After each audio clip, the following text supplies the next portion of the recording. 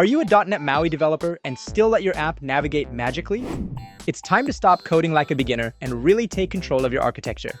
Listen carefully. Until now, we've let .NET MAUI handle the steering. We've created tabs, flyouts, and navigation happens, magically. It's fine for a 5-minute demo, but it's a little boring, and even worse, it's limited. You are a developer.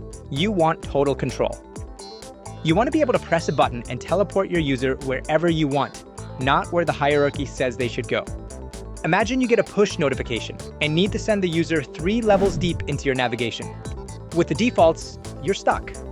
Today, we're going to hack the routing system and take manual control. But before writing a single line of C# and feeling like hackers, we need to define our coordinates. The Shell system is like a GPS system, but right now, it has no map. If we go to the XAML code, you'll see that every element, every flyout item, every shell content has a secret property. Well, not that secret, called route. Think of this as the IP addresses of your servers, or the DNS of your website. We're going to assign them manually. Don't let the system generate random IDs. We'll call the first item Creative Tools, the inner content URL to QR, and the next one Cool Editor. We're building a mental map of the application. We do the same with the second group, Productivity Tool, then Text Tools, and finally Word Counter. And here's where things get interesting, and where many fail. The actual route, the absolute address to get to a page, isn't just the page's name, it's the concatenation of the entire hierarchy.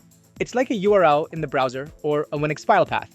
It would be something like Productivity Tools, Text Tool, Word Counter. This is crucial. Why? Because in large applications, you'll reuse pages. If you have the Word Counter tool on 2 different tabs, the system does not get confused.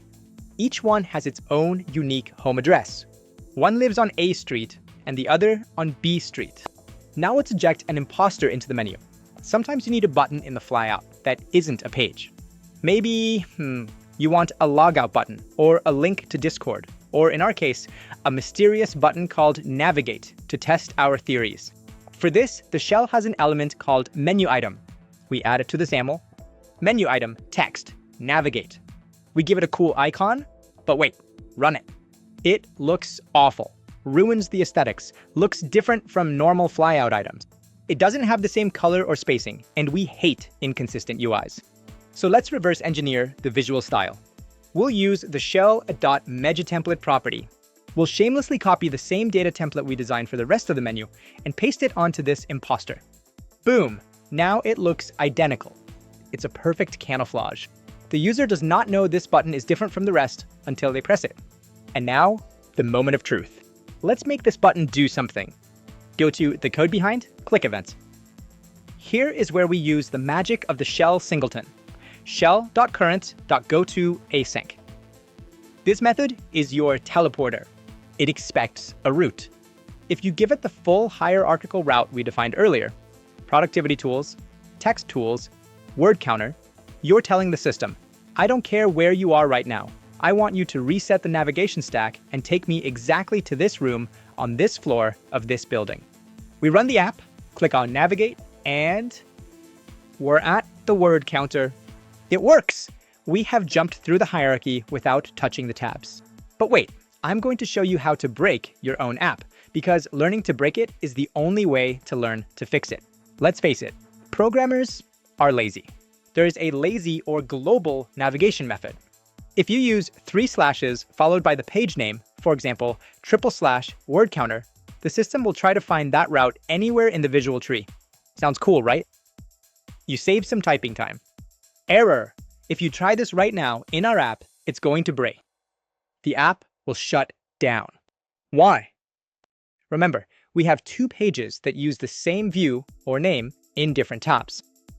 The compiler panics, finds 2 possible destinations, and doesn't know which one to pick. It's an ambiguous route. It's like telling your GPS, take me to Springfield in the United States. Well, I don't know if you know, but there are about 30 Springfields. The GPS just doesn't know which one to go to. So, golden rule, precision beats laziness.